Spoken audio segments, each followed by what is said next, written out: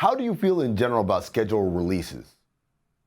I mean, I'm going to be honest, I used to think they were so dumb. I was like, oh my God, we are taking the announcement of things that will happen in the future and turning it into a TV show. Like Hmm. it's like the televisation of how the NFL draft and the NBA draft have become these massive TV shows, or how you know, media days become Hmm. I'm like, okay, can we just do the thing? But now I have to admit I get very excited for these releases. And I'm like, oh my God, give me the dirt. Because like so many of the NBA games, especially, are just about petty matchups, about like where's the drama off the court that we can match up on the court. And I get very excited to see what those are. So I kind of understand now turning it into a big deal. Why do you care in August, though? That's the thing. I look, as media Because we have people, a basketball show in August and we need sure, something to talk sure. about. But I guess that's my point. We care for two reasons. One, we have a basketball show in August, so we need something to talk about, right? But we also care because we're traveling, right? And I'm going to be going up to New York doing shows with you. You're going to be coming down to Miami. And ideally, we're going to look at the schedule and say, well, what games are happening in town this week? Are we better off being here or there? You know, so that makes sense. We're trying to schedule stuff out, right? The team broadcast people, it makes sense for them because they want to know and they got to book hotels and stuff like that. People, beat writers, other media people, for sure, right? For the fans, maybe on like ticket release day.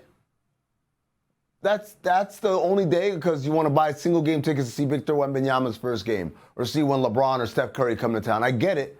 But other than that, like, there's no reason why every outlet should be pushing this to people as if they should care about it, when in reality, they shouldn't care about the schedule release. They should care about when they're actually able to access the schedule or No, access these I games. I hear you. I do think though that fans, especially when you get to this part of the off season where like the most exciting stuff has happened, we've been waiting on the same potential trades forever. Like I know those haven't happened yet, but it's like, are they even going to happen? What's going on? I think fans need something to be like, oh, okay, it is coming. Like we're going to That's get there. where It's James only two Harden comes months. in, just James throwing Harden? stuff up.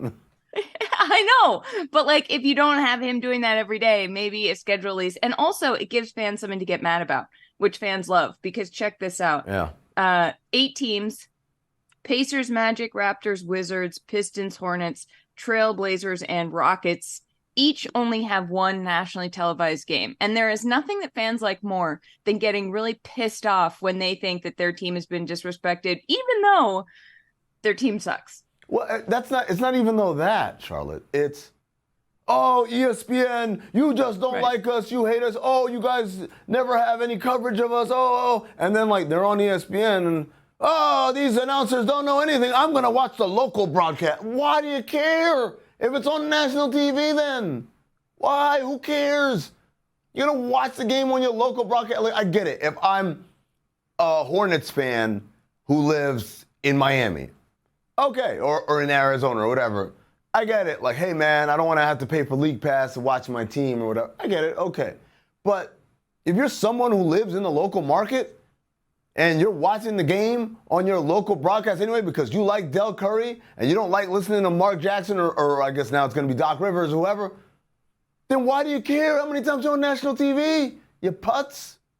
Fans just need something to feel disrespected about. They need that chip on their shoulder, I mean. And sometimes, like in August, if you're an NBA fan, you've really got to dig deep to find what that disrespect is. And I think the schedule release provides the perfect opportunity for people to get all riled up. Sports, like people want to be happy from sports, but they also want to be miserable from sports.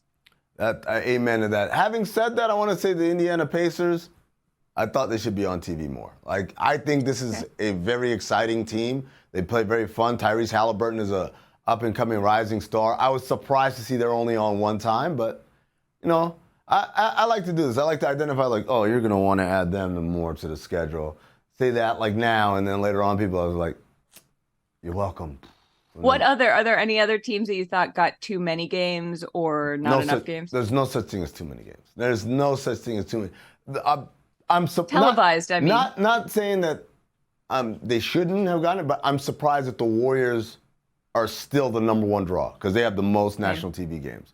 And I get it, they're great and they've been champions several times over. But there's a feeling, I guess, of okay, like Golden State's stranglehold on the NBA is gone, right? Now they're kind of back in the pack with everybody else competing.